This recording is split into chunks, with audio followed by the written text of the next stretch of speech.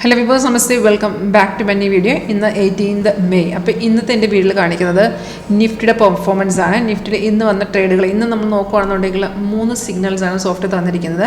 നമുക്ക് ഈ ഒരു വൈറ്റ് വേർട്ടിക്കലൈൻ കാണാൻ സാധിക്കുന്നില്ലേ, ഡേ സെപ്പറേഷൻ. അതായത് ഫ്രൈഡേ നമുക്ക് ക്ലോസിങ്ങിൽ വന്നൊരു സെൽ എൻട്രി ആയിരുന്നു, അതിൻ്റെ കണ്ടിന്യൂഷനുള്ള മാർക്കറ്റ് ഇന്ന് വന്നത്. അപ്പം നമ്മൾ പല വീഡിയോസിലും പറയുന്നുണ്ട് കണ്ടിന്യൂഷൻ മാർക്കറ്റ് വരുമ്പോൾ നമ്മൾ എന്ത് ചെയ്യണമെന്നുള്ള.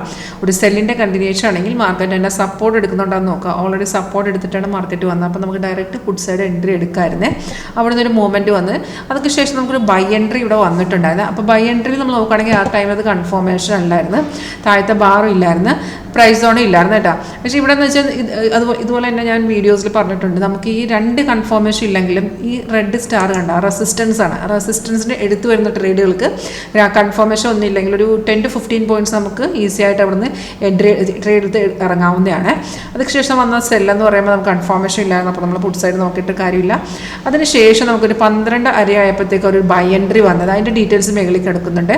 നമുക്ക് സിഗ്നൽ വരുമ്പോൾ ഈ വരുന്ന എൻട്രീസ് എല്ലാം ഇതിനകത്ത് ഈ അലർട്ട് മെസ്സേജിനകത്ത് സേവ് ആയിക്കൊണ്ടിരിക്കും കേട്ടോ. 23,593 നമുക്ക് ആ ഒരു ബൈ വന്നത് 12 അപ്പോൾ നിങ്ങളൊരു ഓപ്ഷൻ ട്രേഡ് ആണെങ്കിൽ എങ്ങനെ ഒരു സ്ട്രൈക്ക് സെലക്ട് ചെയ്യണമെന്ന് വെച്ചാൽ ബൈ ആണെന്നുണ്ടെങ്കിൽ നമുക്ക് മനസ്സിലാക്കാതെ കോൾ സൈഡ് എൻട്രി എടുക്കേണ്ട. 23,593 അതായത് ഈ ലെവലിൽ നിന്നാണ് നിഫ്റ്റി ബൈലോട്ട് വന്നത്. അപ്പോൾ നമ്മൾ ഈ ലെവലനുസരിച്ചുള്ള സ്ട്രൈക്ക് എടുക്കുക. In the money, at the money, out of the money എടുക്കണമെന്ന് നിങ്ങൾക്ക് ഡിസൈഡ് ചെയ്യാം. കാരണം നിങ്ങളുടെ ക്യാപിറ്റൽ അനുസരിച്ചുള്ള എടുക്കേണ്ടത്. 23,593 ആയിട്ട് നമുക്ക് 600 ഒരു അറ്റ് ദ മണിയായിട്ട് എടുക്കാം. ഇൻ ദ മണിയിൽ ഒരു 100-200 പോയിന്റ് താഴ്ത്ത് എടുക്കുക. അതായത് 400-300 ഒക്കെ എടുക്കുക. ഔട്ട് ഓഫ് ദ മണിയാണെങ്കിൽ അതനുസരിച്ച് മേലോട്ട് എടുക്കാവുന്നതാണ്. അപ്പോൾ ഈ ഒരു ചാർട്ട് നോക്കുന്നതിന് നമുക്ക് കറക്റ്റായിട്ട് അറിയാൻ പറ്റും കോളാണ് പുട്ടാണ് ഏത് സ്ട്രൈക്കോ എന്നുള്ള കറക്റ്റായിട്ട് നമുക്ക് അറിയാൻ പറ്റും. സ്ട്രൈക്കിൻ്റെ ചാർട്ട് നമുക്ക് സെപ്പറേറ്റ് അവൈലബിൾ ആണ്. അത് നോക്കി ചെയ്യണമെങ്കിൽ അത് ആ ടൈമിൽ എടുക്കാം.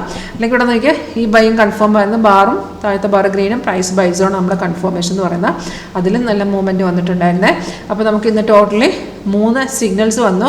അതിൽ ഫസ്റ്റ് നമ്മൾ കണ്ടിന്യൂഷൻ മാർക്കറ്റ് ആയിരുന്നു, പിന്നെ ഒരു ബൈ ഉണ്ടായിരുന്നു, സെൽ നമുക്ക് കൺഫേം ഇല്ലായിരുന്നു. പിന്നീട് വന്ന് 12:30 വന്ന ഒരു ട്രേഡാണ് മാർക്കറ്റ് കയറി ക്ലോസ്, ആ ഒരു ട്രേഡിലാണ് മാർക്കറ്റ് ക്ലോസ് ആയത്.